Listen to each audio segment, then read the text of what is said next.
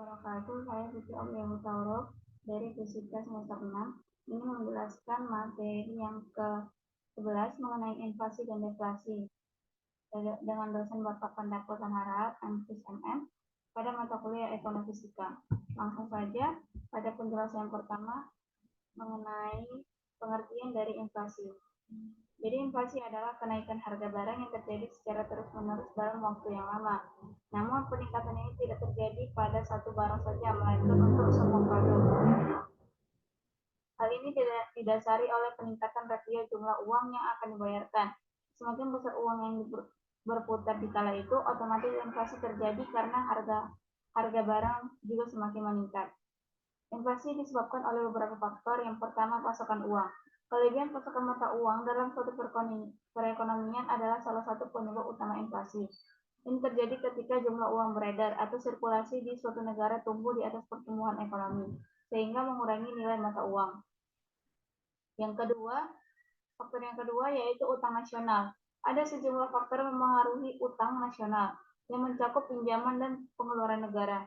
Dalam situasi di mana utang suatu negara meningkat, masing-masing negara dibiarkan dengan dua opsi.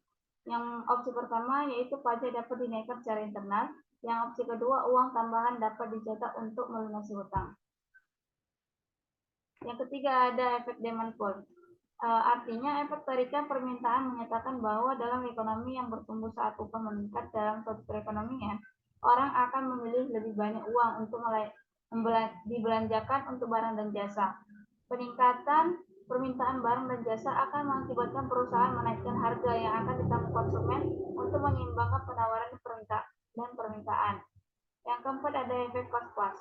Teori ini menyatakan bahwa ketika perusahaan menghadapi peningkatan biaya input pada bahan baku dan upah untuk memproduksi barang-barang konsumen, mereka akan mempertahankan profitabilitas mereka dengan memberikan biaya produksi yang meningkat kepada konsumen akhir dalam bentuk kenaikan harga.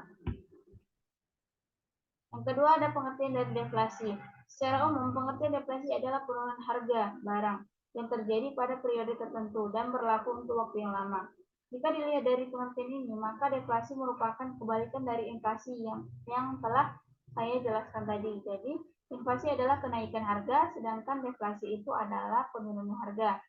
Jika deflasi terjadi, tidak hanya harga menurun, tetapi juga peristiwa terkait finansial lainnya juga ikut menurun, seperti gaji karyawan, biaya produksi, dan daya beli masyarakat.